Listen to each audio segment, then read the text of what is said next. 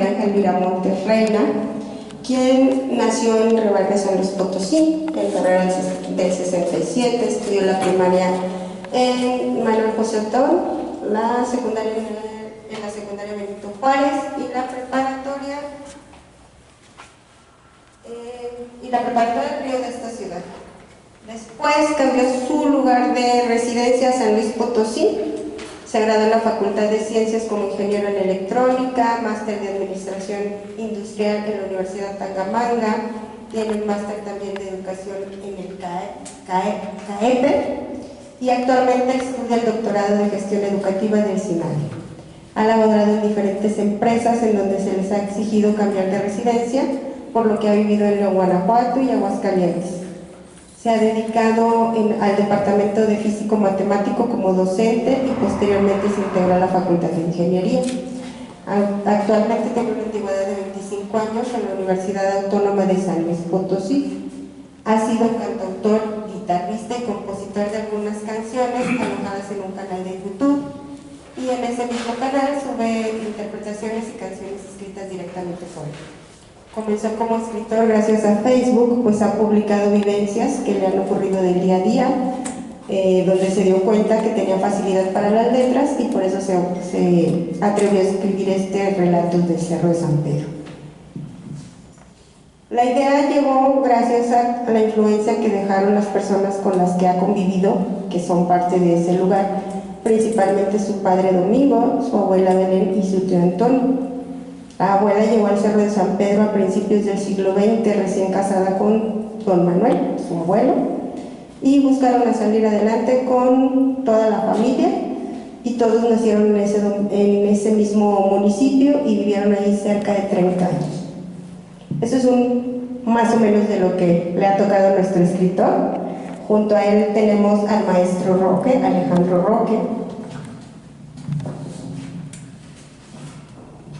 que ya es conocido aquí de la biblioteca, nos ha acompañado a otras presentaciones. Él es escritor, editor, periodista cultural, artista visual, coordinador de talleres literarios desde el 97 y ha obtenido diversos premios en artes plásticas, fotografía, periodismo y literatura, como la Flor Dorada de los Juegos Florales Ramón López Velarde de Jerez, Zacatecas, en 2023, y el premio Manuel José Otón del certamen del 20 de noviembre en dramaturgia, también en 2023, y en narrativa con una novela en 2019 y un cuento en el 99. Ha corregido y cuidado la edición de más de 200 libros para instituciones particulares, entre otras muchas cosas. Le damos por favor un aplauso al maestro Roque. Y para hacer la tercia el día de hoy tenemos a David Octavio González, que también es conocido de la biblioteca, un compañero ya de este espacio, y tenemos que es un apasionado de la literatura. Su vida y trayectoria han sido marcadas por un gran amor hacia las letras. Es bibliotecólogo y promotor de la lectura. Ha dedicado más de una década a fomentar el hábito lector y a cultivar el pensamiento crítico a través de la palabra escrita. Su amor por los libros lo llevó a fundar el Círculo de Lectura Letras Vivas. A lo largo del tiempo ha participado activamente como conferencista, moderador de mesas de lectura y presentador de libros diversos. Siempre su objetivo ha sido acercar la literatura a la gente y despertar en otros la pasión que él siente por los libros. Ha colaborado con gobiernos municipales, universidades públicas y privadas, organizando tertulias literarias, cafés filosóficos y festivales de letras que enriquecen el panorama cultural. Le damos por favor un fuerte aplauso a nuestro panel y se cedo el micrófono para que empiecen sus comentarios.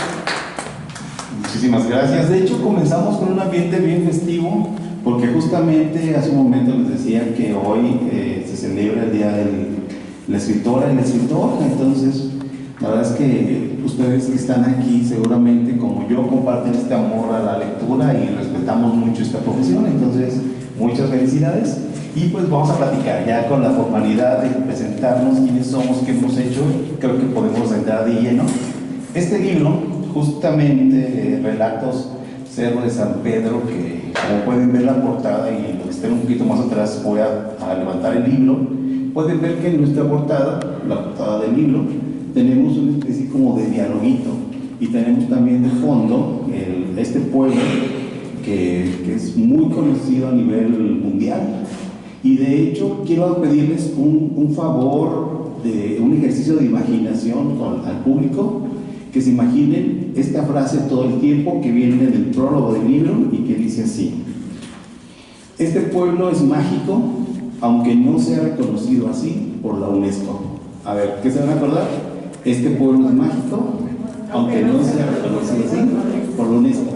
Esas palabras me encantaron, maestro. Me atrapaste desde el prólogo, entonces esa era una buena señal.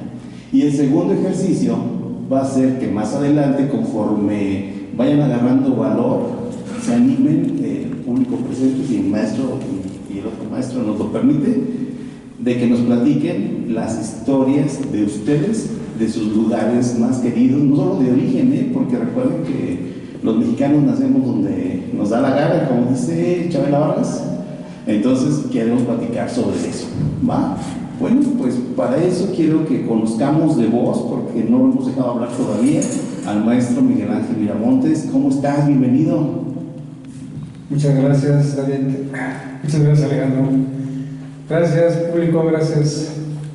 Bueno, mi nombre es Miguel Miramontes. Yo, pues siempre he dicho que soy hijo de un nativo de Cerro de San Pedro. Cerro de San Pedro realmente es un pueblo, como dice Anita, como digo en el libro también, ¿verdad? Es un pueblo mágico. Cuando uno va al Cerro de San Pedro, uno camina en las calles del Cerro de San Pedro, se inunda uno de energía, se llena uno de pasión, se llena uno de amor, se enamora uno de las construcciones y se imagina uno eventos que pudieron haber ocurrido. La verdad que es algo maravilloso ese pueblo, no dejen de verlo, de visitarlo. Gracias. Bueno, buenas tardes, muchas gracias por la invitación a comentar sobre el libro y sobre el pueblo que lo provoca, que lo motiva, porque bueno, ahora sí uno de los atractivos que mucha gente nada más va como que por encimita, a veces a los festivales, muchas veces a emborracharse, a pasar el rato como fin de semana, pero desconoce las historias reales e imaginarias que habitan ese lugar, fantasmas. Entonces los relatos también son fantasmas, pero también por eso se nos aparecen y a veces nos asustan, nos emocionan, nos hacen reír como muchos fantasmas. Entonces, muchísimas gracias. Pues bien, con esto dicho, aprovecho para agradecer al espacio. La verdad es que el Centro de las Artes nos ha recibido pues muy bien, siempre estamos muy contentos. Gracias, Evita, gracias a autoridades presentes. Y pues bueno, pues platicamos con el tema de este libro. Como ya dijimos, Cerro de San Pedro, tenemos mucho que decir. Le voy a pedir también al maestro Miramontes que nos lea un cachito de la obra para que podamos ir preparando la primera lectura como en la misa, y después quiero que vean ese ejercicio, porque siempre escuchar al escritor contar, leer su propia obra es una oportunidad que a veces no se tiene y que aquí siempre la tenemos. Y pues bueno, fíjense que a propósito de esta lectura que va a hacer el maestro, quiero que vean la estructura de las historias, porque tenemos a esta narrativa, a este rescate de historias, de tradiciones, esta ficción cercana a la realidad de la voz de los personajes, que no les quiero hacer muchos spoilers para que lo vayan descubriendo ustedes poco a poco. Es toda una aventura, yo le llamo una resistencia, una forma de descubrir algo que está ahí, y como bien dicen ahorita, vamos a ir revelándolo poco a poco, y creo que hay muchísimo que nos va a faltar de decir, pero lo más que abarquemos. Entonces, maestro, por favor, te escuchamos y qué gusto que estés aquí. Gracias, David. Miren, realmente como introducción, muchas historias yo las escuché por mis visitas al Cerro de San Pedro. Es decir, desde muy pequeñito, acompañado a mi papá, pues visitaba este lugar, y daba casualidad se encontraba con viejos amigos. Entonces esos viejos amigos platicaban con él, Por supuesto que a mí no me incluían, pero yo me ponía ahí listo para escucharlas. Entonces, muchas de esas historias aquí están, esas que yo escuché, y algunas que, bueno, ya un poquito mayor, pues como es uno de mis pueblos preferidos, pues, acostumbraba a visitarlo continuamente y encontraba gente que también me relataba cuentos, historias y recuerdos de ellos. Así, la primera, yo digo que es una joya que me encontré, se llama Los Gemelos Guachichiles. Esta me la platicó, es un hombre muy humilde, descendiente precisamente de los Guachichiles. Él decía ser realmente sentirse muy honrado por ser de esa raza. Él decía ser una raza aguerrida, una raza que defendió a capa y espada sus tierras y les quitaron. Así platico yo algunas de estas. Por ejemplo, dice en la primera que se llama Los Gemelos Guachichiles: andando de visita por el municipio de San Pedro, me aventuré por la vereda del arroyo. Entre piedras y espinas tenía que ir saltando y esquivando los diferentes obstáculos que presentan tales lugares. Me topé con un hombre que cuidaba sus cabras. Su tez morena y complexión delgada decían mucho de su ascendencia indígena. Buenos días, los saludé tratando de ser amable. Me respondió con una sonrisa que más bien me pareció una mueca en un rostro serio, moldeado por el sufrimiento. ¿Es usted de por aquí?, pregunté tratando de hacerle plática, buscando historias para recopilarlas y coleccionarlas. Yo soy de Monte Caldera, respondió un tanto fastidiado. Monte Caldera es un pueblo perteneciente al municipio de Cerro San Pedro y se encuentra aproximadamente a unos 10 kilómetros de aquí. ¿Y qué hace tan lejos?, le pregunté tratando de alargar la conversación.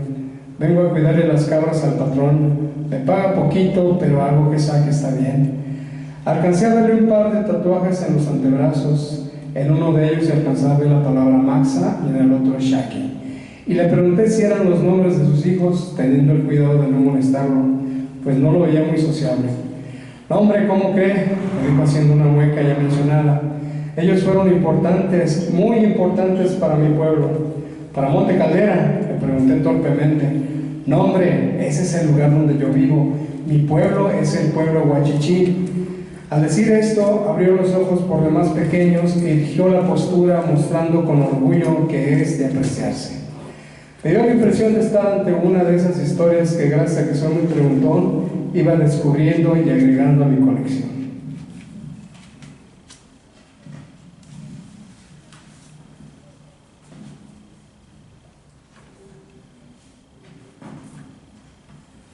Armando de valor le dije: ¿por qué no me cuenta esa historia? Me gustaría saber quiénes son esos que dicen que fueron muy importantes para su pueblo Guachichil.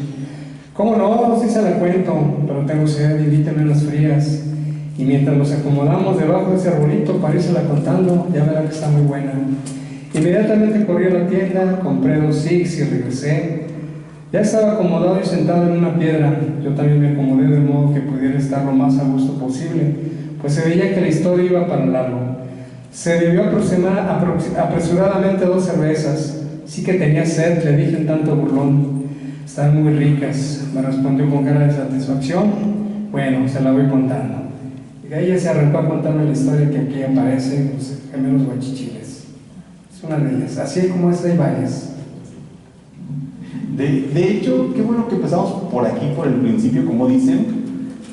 Este primer relato nos da un poquito la guía o el norte de cómo va el libro. Tenemos a un narrador presencial que habla con la gente de a pie y que las personas que le van a contar las historias que vienen de otros tiempos, que eso me encanta, nos da desde mi perspectiva una visión de un Cerro de San Pedro quizá presente, y la visión de otros tiempos, no solamente los cercanos, sino los muy lejanos. Esta primera historia que tiene que ver justamente de los pueblos originarios está increíble. La verdad que la parte, no quiero hacer muchos spoilers para que tengan ustedes muchísimas ganas de descubrir el libro poco a poco. La parte de la cosmogonía, de la cosmología de la historia está increíblemente trabajada. Entonces, bueno, pues Les dije que ustedes prepararan sus historias, les voy a dar un poquitito más de tiempo para que piensen. Si ustedes se encontraran con este narrador y les preguntara, y no necesariamente les invitara a las cervezas, como la historia, ustedes, ¿qué le platicarían? Pero bueno, si es de San Pedro, qué bueno, porque suma a la temática del libro. Pero hay lugares que nos pertenecen y a los que pertenecemos. Entonces, si la historia que ustedes tienen que contar no es de Cerro de San Pedro, pero está muy en su corazón, muy breve, pero sí nos la van a platicar, ¿va? Entonces, maestro, coméntanos si quiere nada más de este relato platicado, de qué va, y le pasamos a Roque la palabra.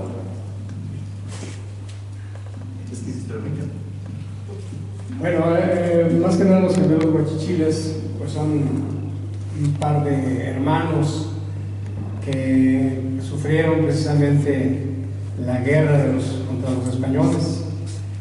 La historia, pues obviamente, yo creo que muchos no la sabemos. Sabemos que llegaron los españoles, que se encontró oro en Cerro de San Pedro.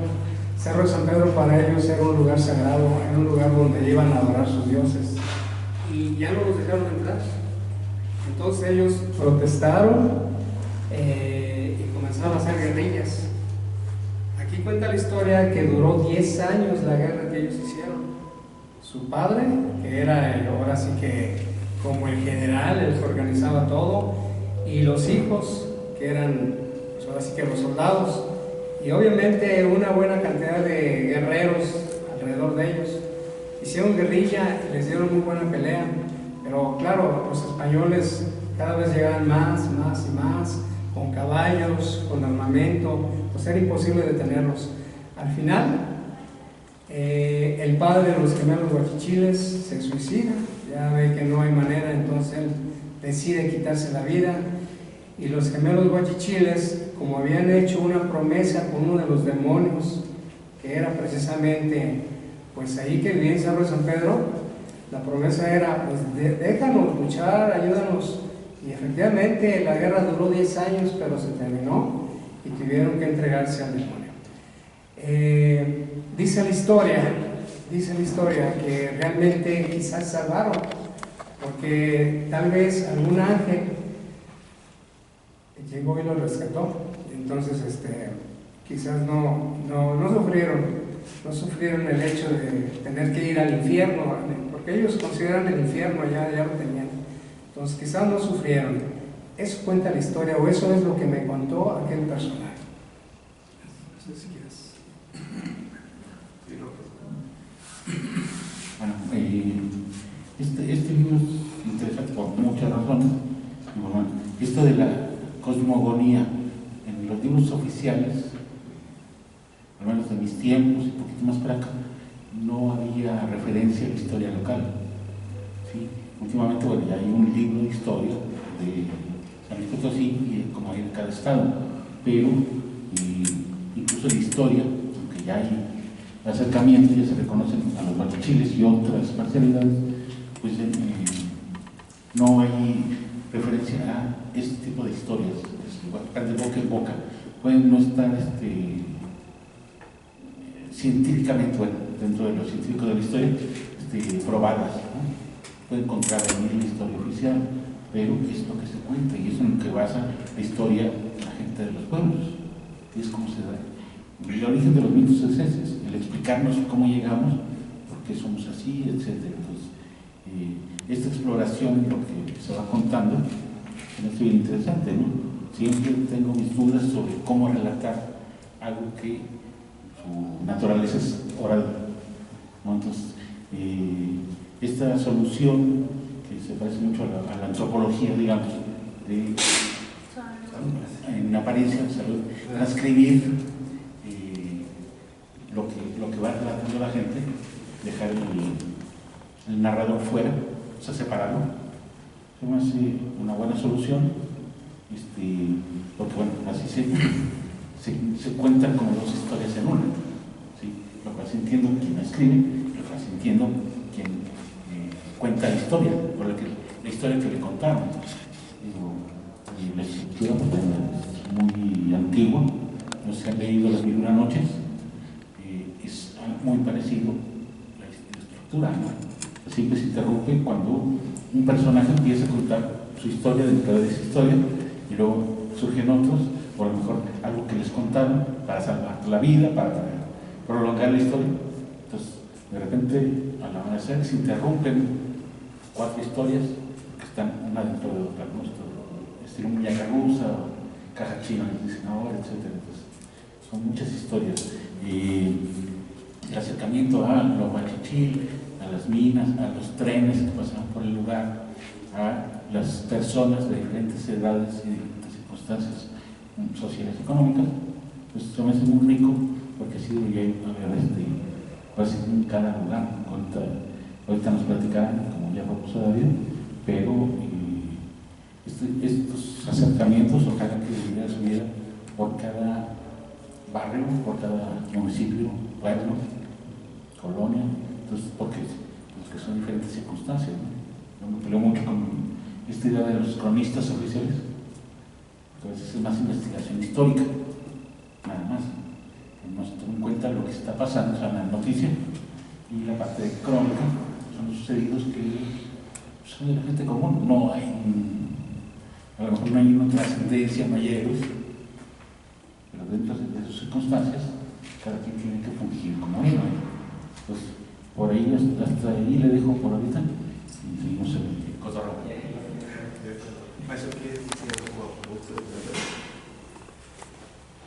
Pues solamente que las palabras de Alejandro realmente están llenas de cultura, están llenas de conocimiento y pues, hay mucho que aprender. Perfecto. Ok, pues lo prometido es deuda. ¿Quién de aquí ya quiere comenzar con la interacción y platicarnos algo a propósito de estas historias de los lugares que les dije hace un momento, a los que pertenecemos y nos pertenecen?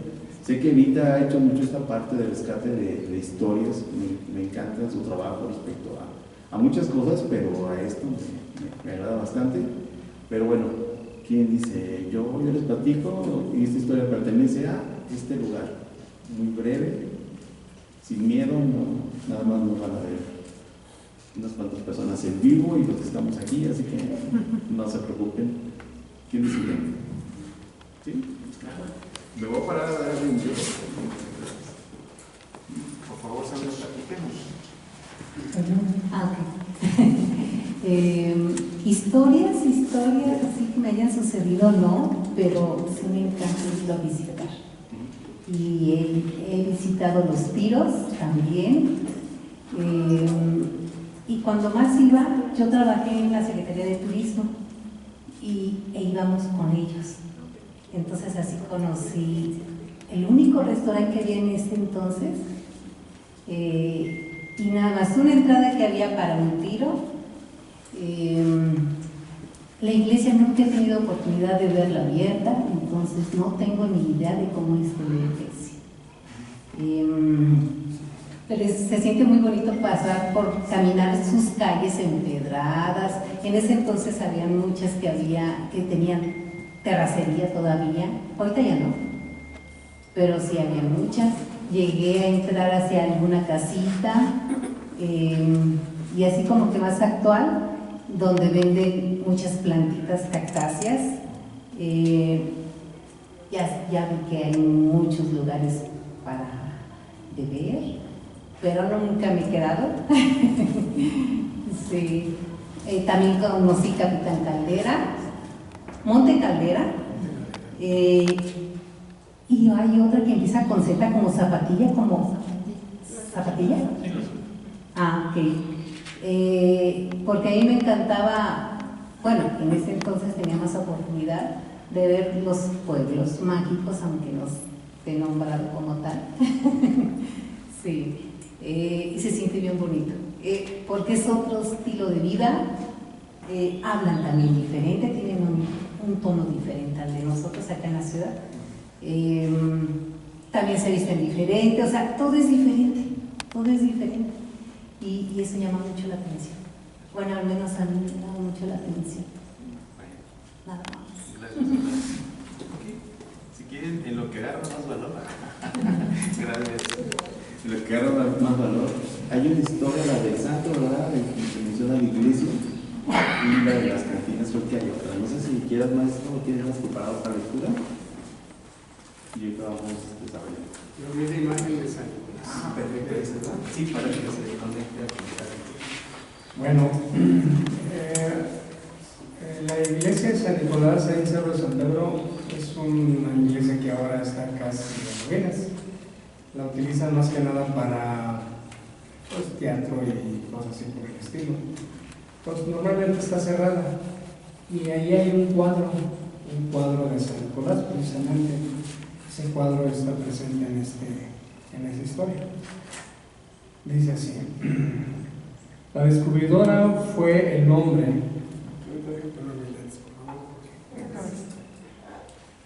La descubridora fue el nombre que se le dio a la primera mina explotada por los españoles. Sus inicios parecen ser de 1598. Grandes cantidades de oro y plata, así como otros metales, fueron extraídos de esta mina. La codicia de los españoles no tenía límite y miles llegaron a este lugar con la esperanza de enriquecerse. Creció mucho Cerro de San Pedro, pero este auge duró muy poco. Resulta que las excavaciones no eran nada ortodoxas y comenzaron a derrumbarse. Para 1608, los grandes tiros que se habían excavado no soportaron el peso sobre ellos y comenzaron a ceder. Este lugar se convirtió en una verdadera zona de peligro. Muchos fueron tragados por la tierra. La gente asustada comenzó a huir, así es que el auge que en 10 años había hecho crecer a San Pedro, en tan solo un año desapareció. Así San Pedro quedó convertido en un pueblo fantasma. Actualmente muchas de las casas que por aquel entonces se construyeron siguen en pie, como también las excavaciones en los cerros, que servían de viviendas y que en aquella época abundaban en este lugar. La iglesia que se encuentra actualmente en el jardín probablemente fue edificada en 1800 y fue levantada sobre una antigua ermita dedicada al santo patrono de este lugar, Cerro de San Pedro Apóstol. De esta antigua ermita no encontré imágenes, solo un relato sobre ella, contada por una persona que toda su vida ha vivido en este lugar, don Pedro, dueño de una pequeña tienda en el centro de San Pedro. Y lo lleva el relato de don Pedro. A finales del siglo XVI, la ermita se encontraba en total abandono y el párroco ya no tenía feligreses a quien evangelizar. Así es que tendría que abandonar este lugar, cosa que no deseaba, pues para él San Pedro era su tierra amada.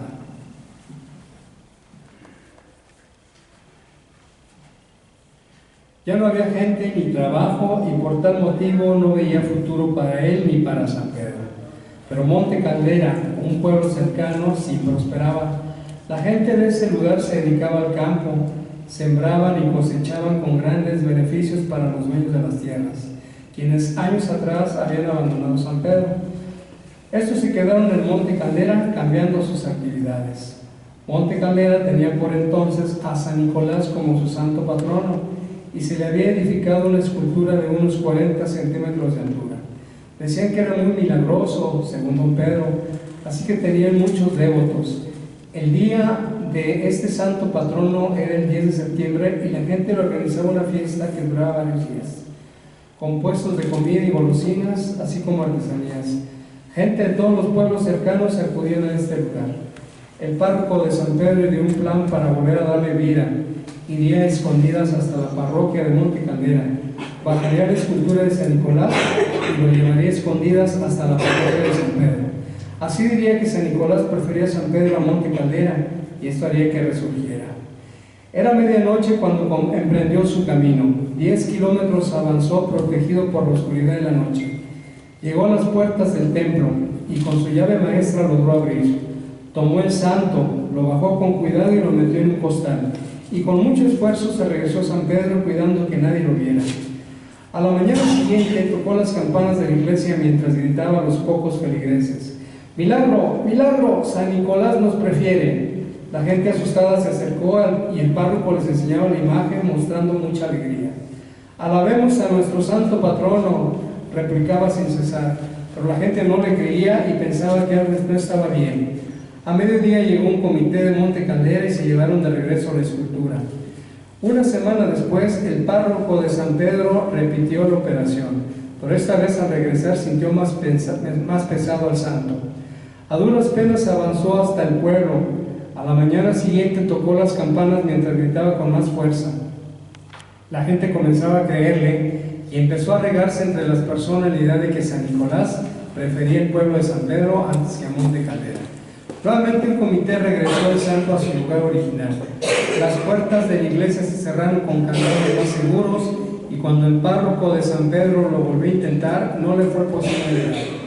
Triste regresaba a su tierra amada, cuando a medio andar se le apareció un hombre con vestimentas que le parecieron muy extrañas. Con voz suave pero firme le preguntó: ¿por qué me quieres alejar de mi amada tierra? El párroco sintió mucho temor al darse cuenta de que quien le hablaba era ni más ni menos que San Nicolás. Cayó al suelo temeroso y pidió perdón. Le explicó como pudo su plan de darle a San Pedro la gloria de antaño. Bien, hijo, le respondió con serenidad, comprendo tu locura, pero no quiero que me alejes de aquí. Te daré a cambio una imagen mía. Llévala y así velaré por tu amada tierra. Con el tiempo recuperará su esplendor y será un lugar importante para el mundo. Esta imagen hoy en día se encuentra en la iglesia de San Nicolás, en Cerro de San Pedro. Esta parroquia se encuentra abandonada. Se usa sobre todo como teatro para conciertos de música barroca que en ocasiones se ofrece en este lugar. Pocos son los que conocen su historia, pero quienes la veneran saben de su poder para realizar milagros. Esa es la historia de la humilde imagen de San Nicolás, colgada en una de las antiguas paredes de esta parroquia. A veces cuando lo observo me da la impresión de que San Nicolás se mueve y me mira con gran piedad. Te invito a que visites esta parroquia y disfrutes de su belleza. De hecho, bueno, todos los relatos son muy buenos. Este me interesa especialmente por esta parte mística, por esta parte de que no hay dos historias de perspectiva que sean muy parecidas, a pesar de lo tentador que puede resultar en aventar historias de brujas, de fantasmas, de aparecidos. Entonces, bueno, ya van viendo cómo va la trama del libro, se los recomiendo por supuesto, pero estaría aquí si no me hubiera gustado. Y bueno, si quieren, si alguien ya dice, yo quiero participar, díganme, si no para pasarle la palabra al maestro Roque y que siga con el comentario. ¿Sí? ¿Cómo te llamas? Muy bien, gracias. Bueno, yo sé por ahí que San Nicolás Tolentino tiene en su hábito una estrella aquí en el pecho y que es el santo protector de los mineros, porque con esa estrella da luz al camino al meterse en las horadaciones que van haciendo y que van buscando la veta. Entonces eso se me hace como muy bonito, pero también se dice que ese otro templo, el templo dedicado a San Nicolás, era porque se hicieron dos templos, el de San Pedro para los españoles y el de San Nicolás para los indígenas o los trabajadores de las minas. Entonces ahí vemos ese aspecto de división de castas o de situaciones socioeconómicas de la gente, y que siempre pues los trabajadores, los peones, los que realmente trabajaban en la mina, se les había hecho ese otro templo. No sé si sea verdad.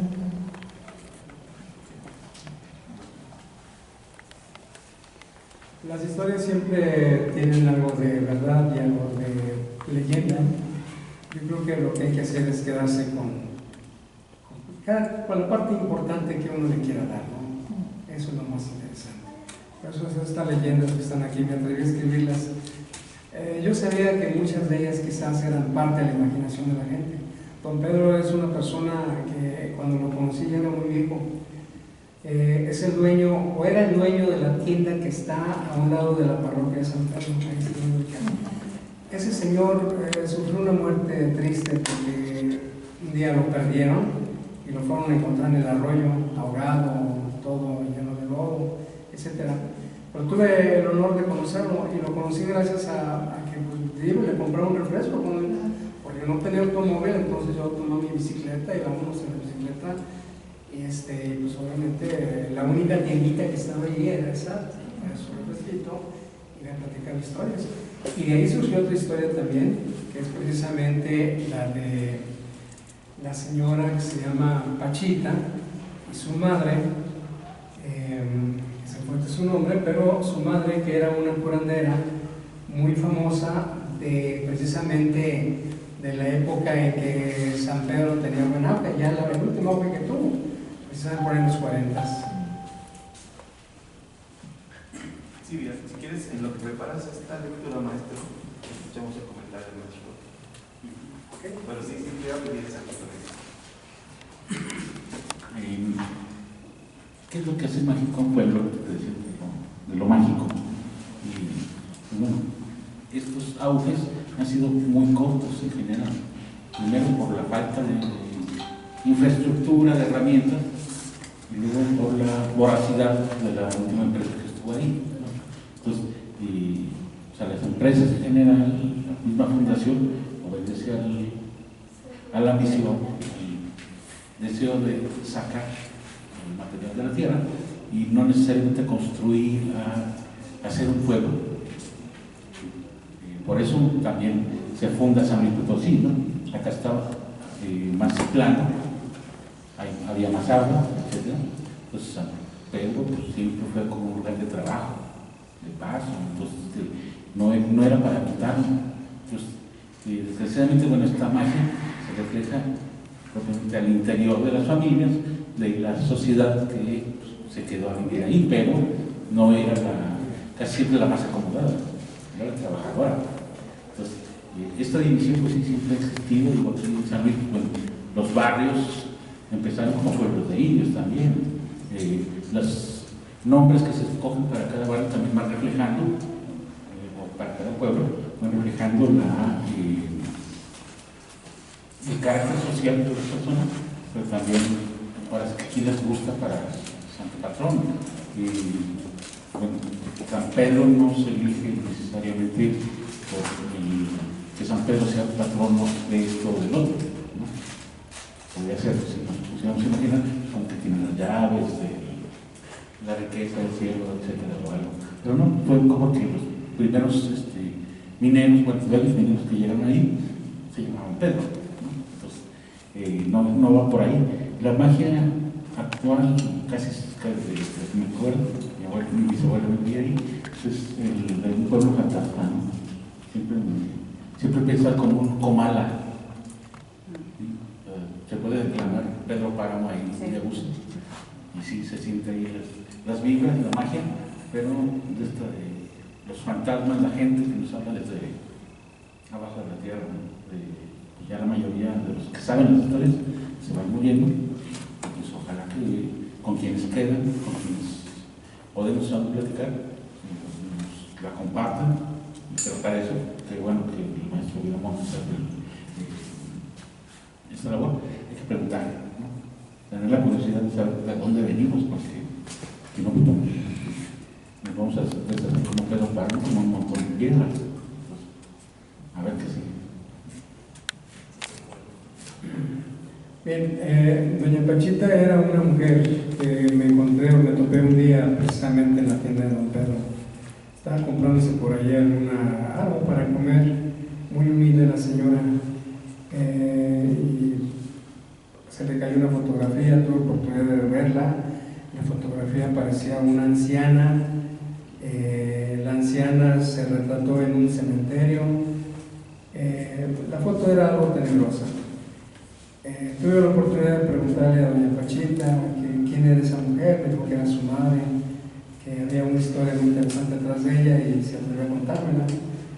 Tuve que comprar algo de leche, algo de pan, para que se sintiera un poquito más a gusto y nos pudiera contar el relato. Yo iba acompañado con un amigo precisamente. La historia se llama Doña Prajeres, ella le decía Prajeres, creo que el nombre real debe ser Prajeres, pero bueno, nos quedamos en Prajeres, como ella le decía. Dice, mi mamá fue una mujer muy sabia, tenía el don de la sabiduría, pues Dios se lo regaló gracias a su bondad. Ella sabía, con tan solo mirar a una persona, qué le sucedía, sus enfermedades y sus problemas, y por eso la buscaban de todas partes, no solo de México, también de otros países. La buscaban para qué, le pregunté, pues para que les diera consejos o bien para que los curara. Mi mamá conocía muchos remedios para que la gente sanara de sus enfermedades. Curaba desde gripes hasta enfermedades tan malas como el cáncer. Recuerdo que cuando era niña vino un señor que decían que era muy famoso, Nunca supe cómo se llamaba, pero era de Estados Unidos. Mi mamá tenía visitas de todas partes. Todos venían a verla, pues era muy buena como curandera. ¿Cómo era su método de curación? Es decir, ¿qué hacía para curar a las personas? Por medio de la tabla Ouija, le pedía a la Santísima Virgen de Guadalupe que entrara en ella y así poder ver lo que les ocurría. De hecho, la Virgen era la que a través de ella realmente curaba a la gente. Por eso era el éxito que tenía mi madre. ¿Y cobraba sus servicios?, preguntó mi amigo, seguramente extrañado de que doña Pachita viviera en aquellas condiciones. Mi mamá solo recibía lo que voluntariamente la gente le daba. Nos iba muy bien, porque cuando la gente se siente agradecida es capaz de dar hasta lo que no tiene. Usted no aprendió a curar, le dije esperando nos contara más. Le voy a decir la verdad. Mi madre quiso enseñarme, pero siempre me dio miedo, pues a pesar de que yo sabía de que la Virgen de Guadalupe era la que se metía dentro de ella, siempre pensé que otro espíritu podría meterse también. Cuando mi mamá se le metía a la Virgen, hacía unos gestos muy feos. Abría los ojos desmesuradamente, se agitaba mucho y gruñía como los poseídos. Después de un minuto, la Virgen hablaba a través de ella. Era reconfortante escucharla, su voz sonaba tranquila y muy dulce. ¿Y qué le decía a los pacientes?, pregunté intrigado. Pues primero saludaba a todos, les decía, hijo mío, qué bueno que vienes a visitarme. Después les explicaba qué enfermedad tenían y les prometía que serían sanados y si regresaban nuevamente, claro está. ¿Y por qué no los sanaba inmediatamente si se suponía que era la Virgen la que hablaba por medio de su mamá?, comentó mi amigo con cierta ironía. Una vez le pregunté eso a mamá y me dijo que ella ayudaba, pero si le ayudaban a ella, que esa era la promesa que le había hecho la Virgen ya hacía mucho tiempo. ¿Podría contarnos cómo fue que la Virgen le hizo esa promesa a su mamá? A mi mamá le gustaba jugar con la tabla Ouija. Un día se le ocurrió buscarla y entonces muchos espíritus se presentaron. Pero mi mamá los ignoraba, pues ella deseaba realmente encontrarse con la Virgen. Por fin, después de mucho preguntar por ella, la Virgen le contestó y mi mamá emocionada le pidió le diera un don. La Virgen le preguntó cuál era y respondió que el de curar. La Virgen se lo concedió, pero usaría la Ouija como herramienta.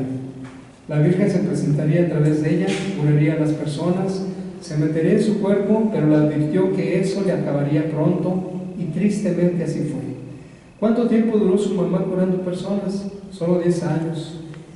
Y su mamá murió dejándome sola, en el mundo. Por la foto que vi, debe de haber muerto hace poquito. No, mamá murió muy joven, cuando yo tenía 17 y ella 40. Aquello me pareció muy extraño, pues en la fotografía se veía una anciana, a la que se le notaban por lo menos unos 90 años, así que tuve que preguntar.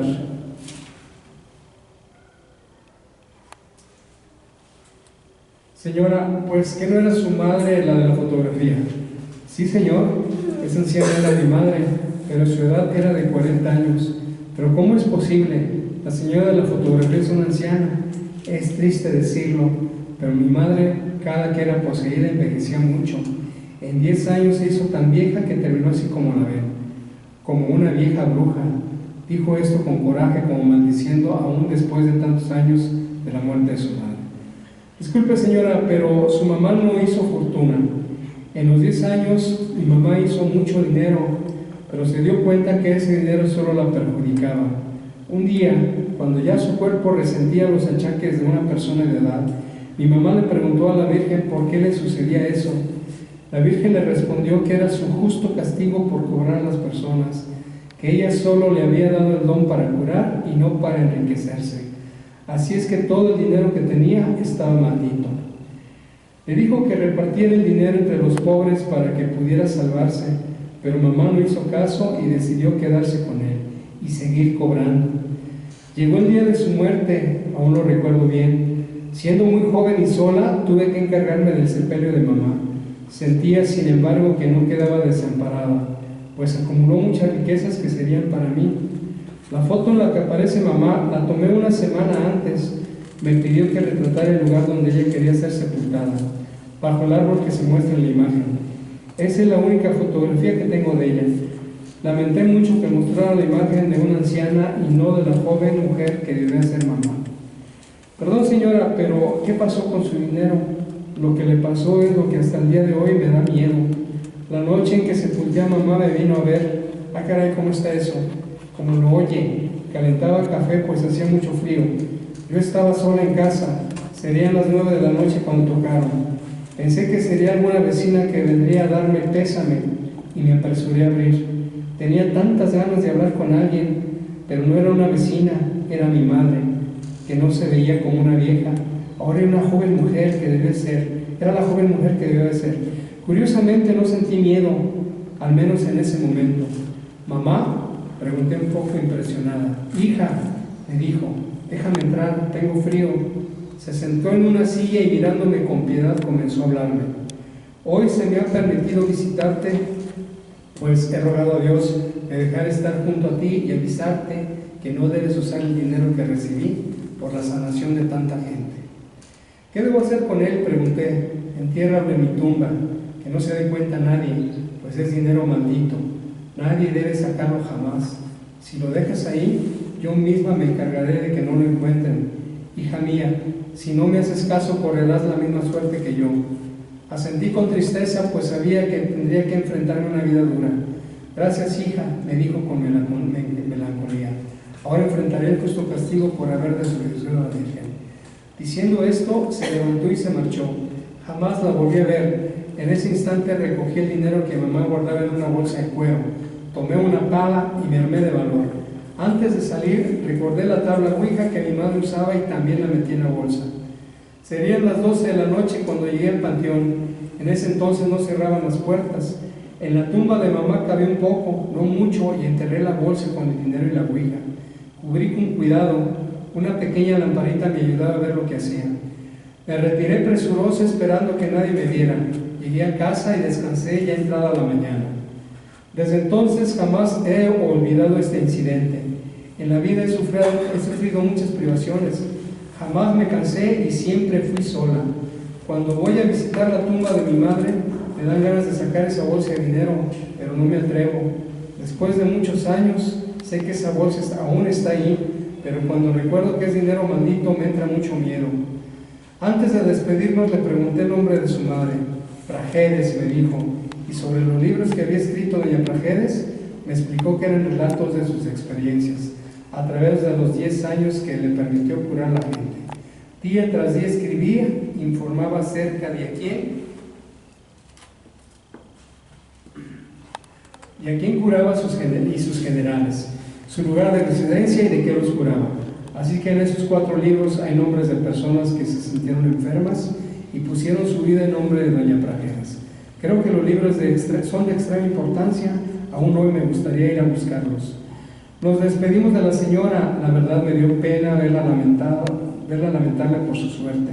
Al pasar por el panteón, intentados por la curiosidad, decidimos entrar y buscar la tumba referida, pero no pudimos dar con ella. Tal vez la señora nos mintió, pero así como nos contó su historia, nos convenció de que era verdad. Y si la bolsa de dinero realmente fue enterrada en la tumba de doña Prajedes, ¿qué garantía hay de que todavía se encuentra ahí? Digo, si es como dice doña Pachita, que la enterró muy cerca de la superficie. Aún hoy tengo la tentación de seguirla buscando, pero si la encuentro tendré el valor de escarbar y sacar esa bolsa de dinero. Creo que no. De buena fuente me enteré que doña Pachita murió, pero ¿y sus libros? ¿Qué me pregunta? Yo también quedé pensando en los libros porque, digo, yo no sé cómo están los tratos con las entidades que dan poderes, pero si los libros están anotados quién pagó y cuánto pagó, pues devolver los pagos anular la maldición, pero y también saber quién es el famoso que la visitó, porque justamente yo cuando leí esta historia me hacía mucho paralelismo con otra historia de otra Pachita, que también era sanadora y que también tenía visita de un libro.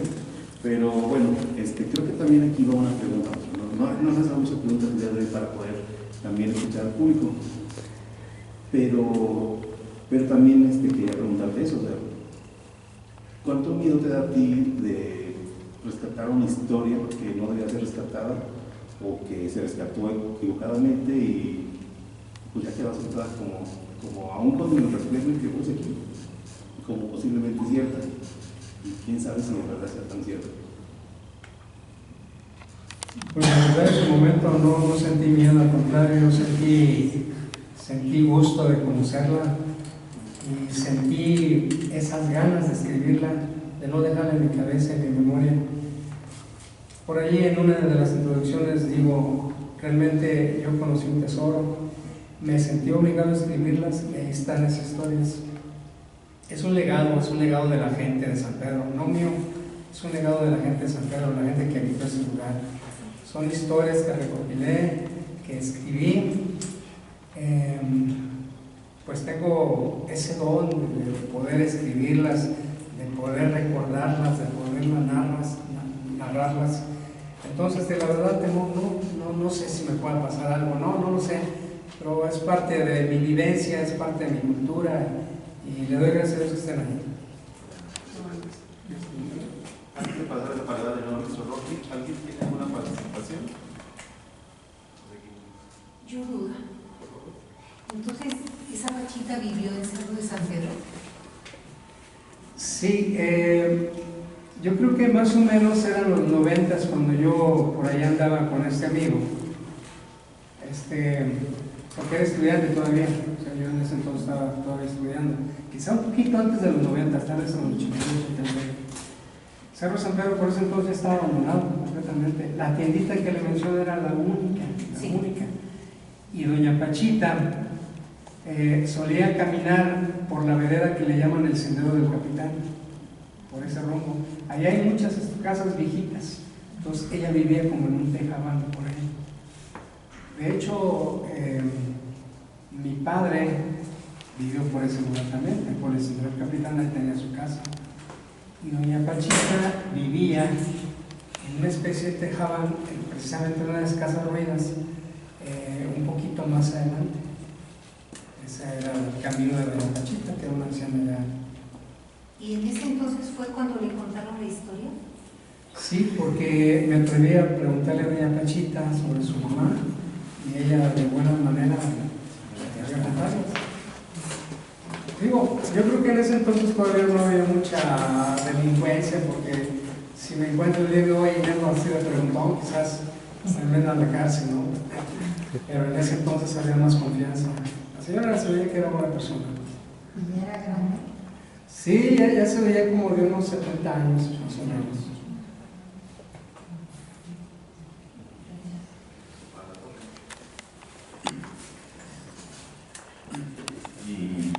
Dice García Márquez, sí, la historia no es como sucedió, sino como uno la recuerda para contarla.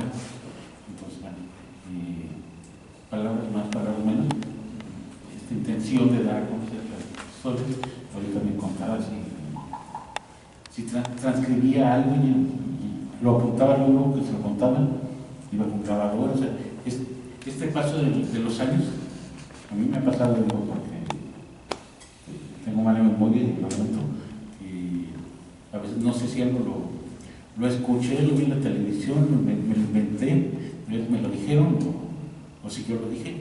Entonces va uno armando, ustedes dicen que es como el cine, la memoria, en realidad no, son fotos, ¿no? Son instantes que hay que coser de alguna manera, y al elegir ciertas palabras pues, también se elige esa forma de contarlas, de narrar. Entonces también por eso esto que les comentaba, los libros de leyendas, de narraciones orales, son dos formas distintas.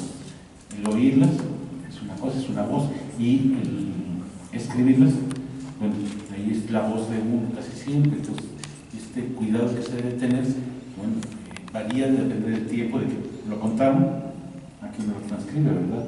Pero se agradece este respeto, tratar de rescatar lo más cercano posible. También tener en cuenta que todos mentimos, todos le aderezamos, el lenguaje oral es así, no es tan cuidadoso como el escrito. Entonces, en lo oral exageramos, solemos ser grandilocuentes, redundancia es algo mayor, el oír con mis propios ojos, ¿no? Por escrito quedaría, pero te he dicho 1.000.000 de veces que no exageres, etc. Entonces, poner adjetivos, los gerundios, etc., todo eso contribuye a darle un ambiente a lo que hablamos. Al escrito varía. Entonces, esto de lo mágico, otra vez, Se agradece también otra vez desde los Huachichil hasta lo más reciente. No sé, los Huachichil estaban tomando como cerros sagrados hacia San Pedro. ¿Sí? Qué padre, ¿no? O sea, no hay un registro como tal. La guerra de los Huachichiles en realidad duró 50 años, por ejemplo. Y bueno, solo fue vencida gracias a Miguel Caldera, solo se acabó gracias a Miguel Caldera por los regalos de paz. O sea, no pudieron acabar mediante la guerra con los Huachichiles, tuvieron que negociar, si no, hubieran seguido. No sé, la Virgen supongo que no se parecería mediante una ouija, ¿no? Suena demasiado hereje, pero esa es como cuenta la historia. Entonces, eso es lo padre, cada quien lo va adaptando y el chiste es echarle saborcito a la cuenta, sea un chisme, un divorcio o de una muerte o de lo que sea, ¿no? Gracias. Yo tengo una pregunta. ¿Alguna historia que tenga sobre el fantasma de la mina? ¿Fantasma de la mina? Sí, donde está la mina que está detrás del panteón. Sí, o sea, dicen que se aparece un fantasma.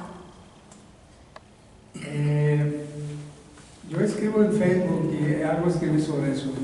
Escribí un fantasma de una mina, escribí sobre una niña que tiene unas naranjas de oro, etc. Pero eso no están aquí, pero son relatos más actuales. Yo espero poderlos recopilar en otro libro, pero no están aquí. Aquí está una historia de se llama la Cueva de los Niños Perdidos. La Cueva de los Niños Perdidos es una mina. Precisamente esa historia, a ver si la localizo, pero esa historia me la contó un personaje. Yo acostumbraba a ir a los eventos que se hacían en los festivales de San Pedro, porque estaban, ya ve que la minera San Javier, pues es un destrozo allí en el Cerro de San Pedro, acabó con medio Cerro de San Pedro. Y entonces había festivales que se usaban con protesta y yo acostumbraba a ir a ellos.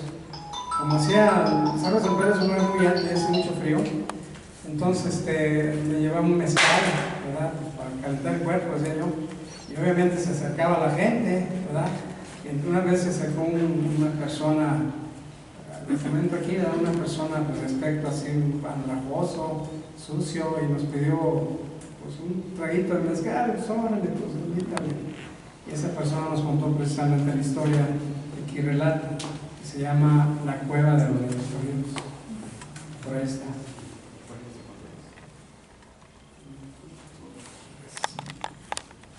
Déjenme si la localizamos y se la contamos.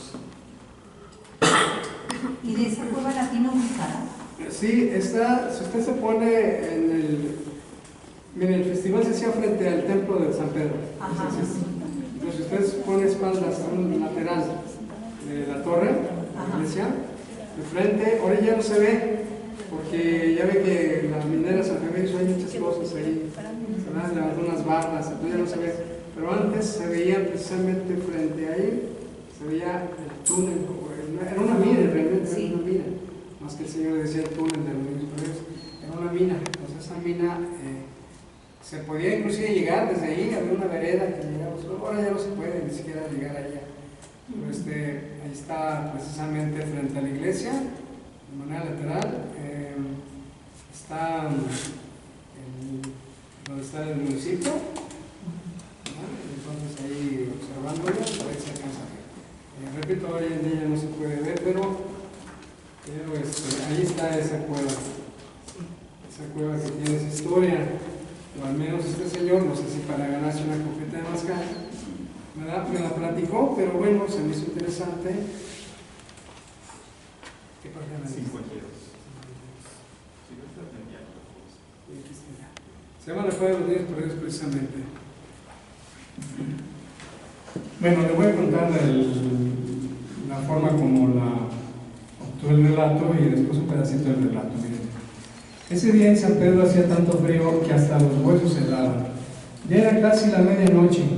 Mi amigo Agustín me había invitado a escuchar las diferentes bandas de rock que se presentaban en el Festival de Cerro de San Pedro. Fue en el mes de marzo del año 2016 y a pesar del intenso frío que descendía, nos divertíamos mucho, motivados por la calidad de los músicos que daban lo mejor de sí en el escenario. Mientras tratábamos de cubrirnos un poco con nuestras chamarras, disfrutábamos de un delicioso mezcal potosino de la zona del altiplano. Y mientras esto ocurría, un hombre de edad avanzada nos pidió un poco de nuestro delicioso mezcal. Accedimos a compartirle, aunque de mala gana, pues la verdad el tipo proyectaba una mala imagen. Después de un rato de convivencia, esta persona nos preguntó si sabíamos de la existencia de una mina en la parte superior del cerro que se podía observar perfectamente desde nuestra ubicación, en la plaza principal. Yo le dije que efectivamente la conocía e inclusive había subido hasta ella, solo que no había podido pasar, pues la entrada estaba bloqueada por una cerca. Efectivamente, dijo como confirmando algo que ya sabía. Yo soy nacido en este lugar, pero no vivo aquí, vivo en San Luis, y desde muy chiquito me sé la historia de esa mina. Para entonces la música había terminado y todo el mundo se retiraba de este místico lugar.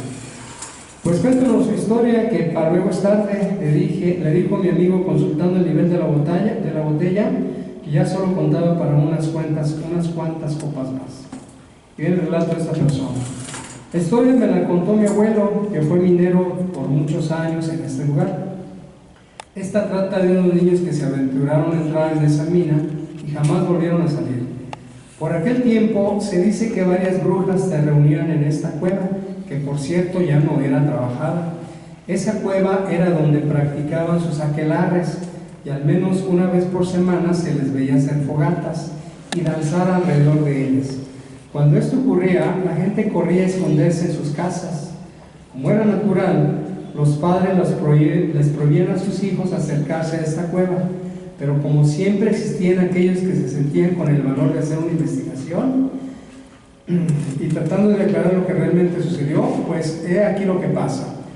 Los niños se aventuraron a subir la mina, eran estudiantes del último año de primaria, tendrían entre 11 y 12 años. Entre ellos comentaban lo que sucedía en la cueva y comentaban entre sí. Decían, ¿a que no se atreven a subir a la cueva? Si subimos, lo más seguro es que las brujas nos atrapen y nos chupen la sangre. Cosas como esas se decían y generaban miedo en este lugar. Un día, uno de esos niños retó a los demás. Vamos a subir a la cueva a investigar si es cierto que las brujas realmente están ahí. Los otros dos amigos envalentonados accedieron. Subirían el sábado por la tarde. Les dirían a sus papás cualquier mentira, pues decir abiertamente que irían hasta la cueva les generaría problemas.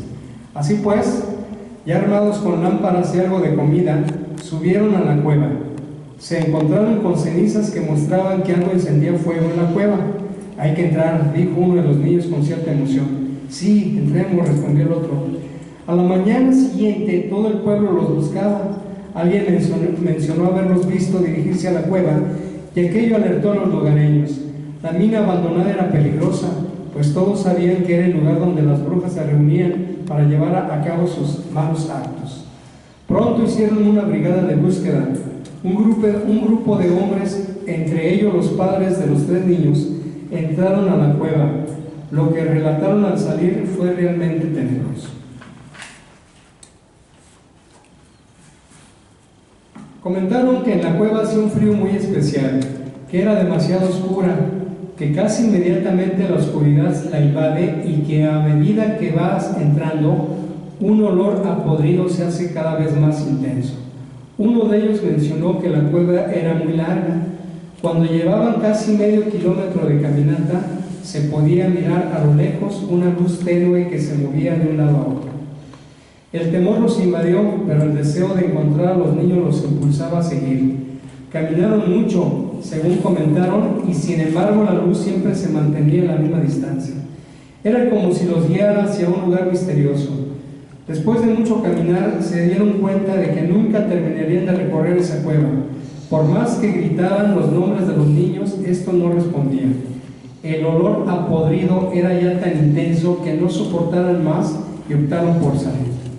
Al día siguiente lo volvieron a intentar con la misma suerte, y al tercer día también, hasta que se dieron cuenta de que algo sobrenatural afectaba este lugar y le pidieron al sacerdote de la parroquia que los acompañara. El sacerdote, no sin cierto temor, aceptó entrar a la mina con ellos, llevando agua bendita y un rosario. Entrarían rezando y rociando el agua bendita a medida que avanzaban. Cuando ya llevaban un largo recorrido dentro de la cueva, comenzaron a observar la luz, que ahora se volvía más intensa. Pero de manera misteriosa, esa luz no alumbraba las paredes de la cueva, solo se veía a lo lejos.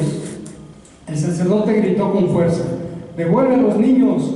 Un sonido gutural se escuchó a lo lejos, como un lamento de alguien que sufre mucho. El sacerdote se detuvo y les dijo a los padres de los chicos que entre ellos seguramente ya no vivían, y que lo que se percibía al fondo eran demonios, y la luz que se observaba era el reflejo del fuego del infierno. Aterrados salieron de la cueva, jamás volvieron a entrar. De hecho, se le puso la cerca tratando de evitar que otros chicos envalentonados entraran a la cueva. Con el paso de los años, a esta mina se le conoció como la cueva de los niños perdidos. El hombre guardó silencio, solo atinaba a mirarnos y levantaba la vista hacia la cueva. Todos sentimos un escalofrío culpando de esto al viento helado que nos envolvía. Temerosos, solo atinábamos a mirar de reojo el lugar donde en muchos años 3 niños se habían aventurado a entrar y jamás salir. Un silencio largo se hizo entre nosotros. Pensativo decía para mis adentros: ¿cómo es posible que unos inocentes niños hayan sido raptados por demonios? De pronto Agustín me preguntó: ¿subimos a la cueva, Miguelón? Ni estando loco, le reclamé su atrevimiento. Muchas gracias. Bueno, de hecho, si se fijan, hay muchos temas que van surgiendo y que se repiten, pero no vamos a alcanzar a ver todo el libro, así que sí tienen todavía esa tarea de, si les llama la atención, conseguirlo. Entonces aprovecho para hacer esta pregunta. Maestro, ¿dónde se puede conseguir el libro por si a alguien le interesa conocerlo? Y bueno, sé que aquí tienes algunos y que vamos a hacer firma de libros en un momento, pero platícanos dónde se puede conseguir. Bueno, lamentablemente yo pensaba subirlo a plataformas como Amazon, pero no lo he logrado. Entonces soy el único con el que lo voy a conseguir actualmente. Ahorita lo tengo ya a la venta, ahí está. Si alguien gusta, lo estoy ofreciendo 200 pesos. Creo que está accesible. De lo contrario, me pueden contactar. Mi nombre es Miguel Viramontes. Así me pueden localizar en Facebook como Miguel Viramontes. Estoy fácil de encontrar, no hay ningún problema. O puedo dejarles WhatsApp, algo como ustedes gusten. Mientras lo logro acomodar en Amazon, porque todavía no he podido. Y pues bueno, yo creo que La Bruja Nieves también me hubiera gustado platicarnos, la versión de La Llorona, o sea, así. Pero bueno, entonces si quieres si hay alguna participación del público, yo creo que ya sería la última. Sí, por favor, ¿cómo te llamas? Disculpa,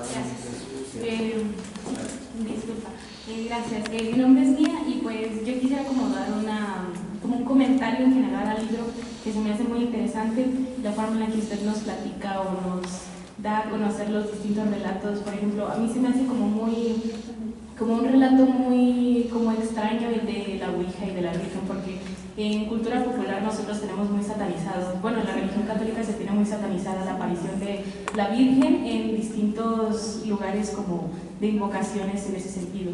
Más bien nosotros lo tomamos como apariciones místicas o como apariciones muy seleccionadas en diversas cosas. Entonces se me hace muy interesante cómo esto engloba, este relato, esta aparición engloba lo que es el libro, que es un relato.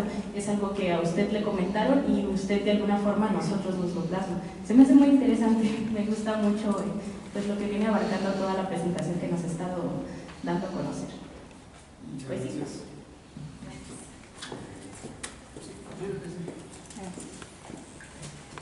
Nada, solamente, nada que no haya sido mencionado, pero reiterar el agradecimiento por hacer este trabajo de recopilación, porque es muy diferente cómo se narra algo desde el punto de vista histórico, como bien mencionaba, a cómo se narra algo desde el punto de vista vivencial y antropológico de la comunidad. Entonces, este trabajo de reunir toda esa memoria popular o memoria colectiva es arte, es algo que es bonito, ¿no? Que a todos nos entusiasma escucharlo, leerlo y que todos deberíamos de hacer de alguna u otra forma, ¿no? Porque todos tenemos las historias familiares sobre nuestros pueblos, sobre nuestras ciudades, donde fueron interesantes en su momento y cada vez se van a pasar menos de boca en boca. Entonces es un trabajo a replicar y a disfrutar. Y le felicito. Muchas gracias.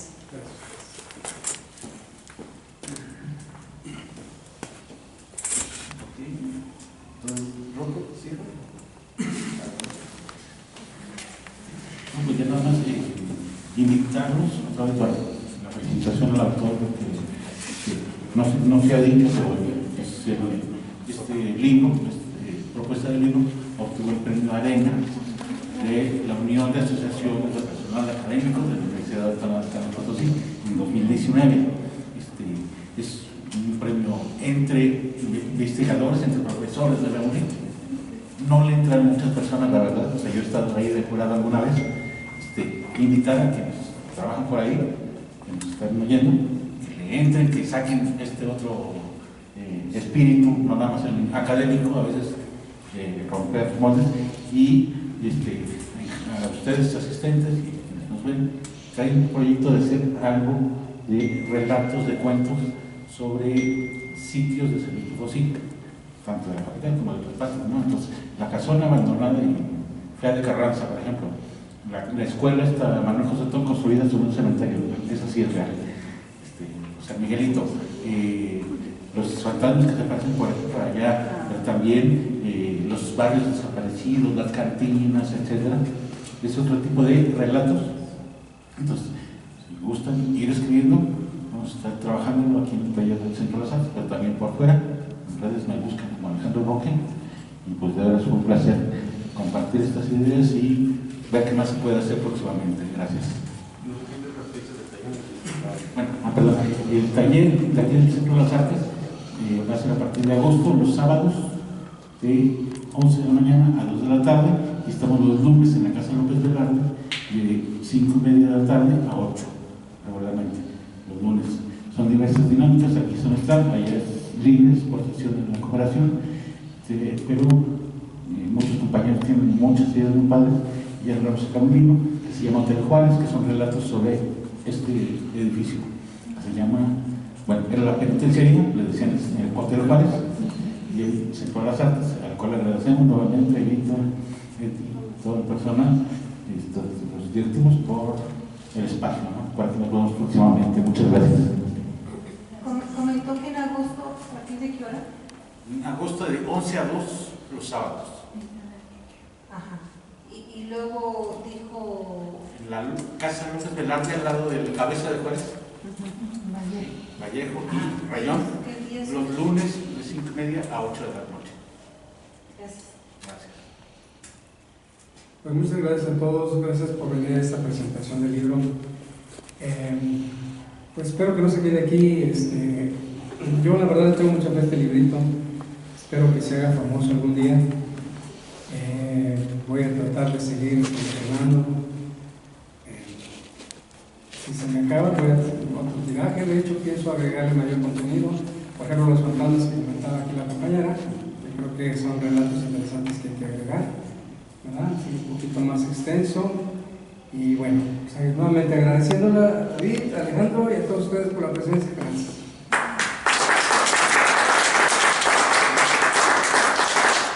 Y continuando con los anuncios parroquiales, también la próxima semana, el próximo viernes 20, vamos a estar en la Biblioteca Biomédica ampliando toda esta charla. Si tienen oportunidad, bienvenido, creo que va a estar allá Laura Castro, y bueno, se va a repetir algunas cosas, pero esperemos poder ampliar todo esto que se platica. Y yo cierro con estas palabras que encontré en el libro y que me encantaron, y dice así: rescatamos un pueblo a través de sus palabras. Palabras del autor, a quien le damos un fuerte aplauso, también a Roque, a ustedes,